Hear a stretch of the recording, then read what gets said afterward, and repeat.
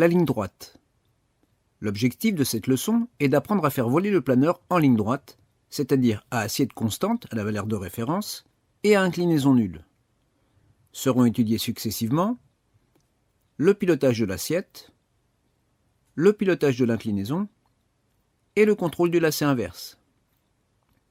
La synthèse de ces apprentissages permettra de voler en ligne droite, à l'assiette de référence et en contrôlant l'inclinaison par le biais de la conjugaison. D'un point de vue théorique, on appelle assiette l'angle compris entre l'axe longitudinal du planeur et l'horizontale. C'est un paramètre très important pour le vol du planeur. Le pilote doit à tout moment en apprécier la valeur, être capable de la faire varier et savoir la stabiliser à une valeur appropriée. C'est justement ce qu'on vous propose d'étudier. Depuis l'intérieur du planeur, il n'est pas possible de percevoir l'angle d'assiette. Aussi va-t-on faire appel aux références visuelles étudiées dans une leçon précédente.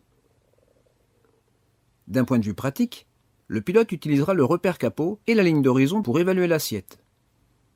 L'assiette sera alors considérée comme la distance verticale, ou la tranche de terre, ou l'espace, etc., qui est comprise entre le repère capot et la ligne d'horizon. L'assiette est considérée comme stable lorsque la distance entre le repère capot et la ligne d'horizon est constante, quelle que soit sa valeur. Il est donc possible de stabiliser de nombreuses valeurs d'assiette. Toutefois, au début de l'apprentissage, on retiendra une valeur particulière de l'assiette, appelée assiette de référence. Cette assiette de référence dépend du planeur utilisé et vous sera présentée par votre instructeur. L'assiette varie lorsque la distance entre le repère capot et la ligne d'horizon évolue.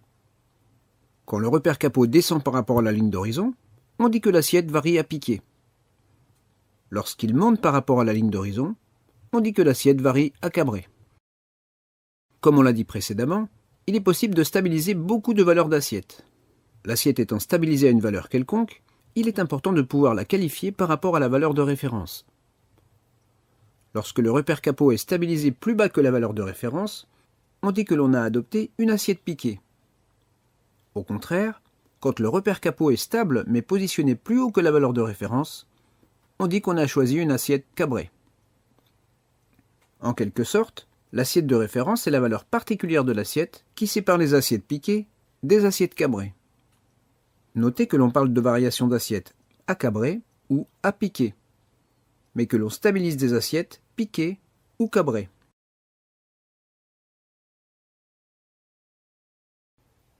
Nous allons maintenant étudier comment le pilote peut créer des variations d'assiette, puis comment il peut figer cette assiette à une valeur quelconque, et enfin la stabiliser à la valeur de référence. Pour créer une variation d'assiette, il faut faire pivoter le planeur autour de son axe de tangage, ce qui sera obtenu en agissant sur le manche dans le sens avant ou arrière. Pour obtenir une variation d'assiette à piqué, il faut appliquer une pression légère sur le manche vers l'avant. Inversement, pour créer une variation d'assiette à cabré, il suffit d'appliquer une légère traction sur le manche vers l'arrière. Les actions sur les commandes doivent être douces et de faible amplitude. Un déplacement du manche de quelques centimètres est généralement très suffisant. Mais l'important est de ne surtout pas regarder son manche. Le bon dosage est vérifié en surveillant le déplacement vertical du repère capot par rapport à la ligne d'horizon. Si ce déplacement est trop lent, c'est que l'action sur le manche doit être plus soutenue.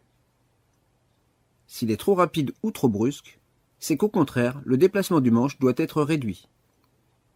Le point clé est qu'on ne pilote pas en regardant les commandes, mais en surveillant les déplacements du repère capot par rapport à la ligne d'horizon.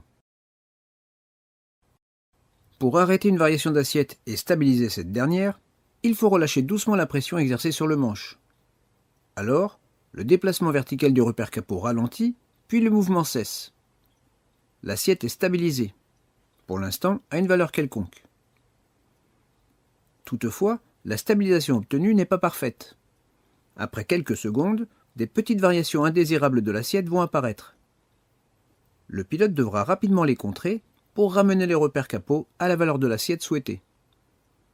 Le maintien de l'assiette n'est donc pas obtenu par un arrêt des actions sur le manche, mais par une succession de détections de mouvement du repère capot, immédiatement suivie de petites actions correctrices sur le manche. Si la détection est tardive, la correction nécessaire sera importante et les actions sur le manche devront être amples.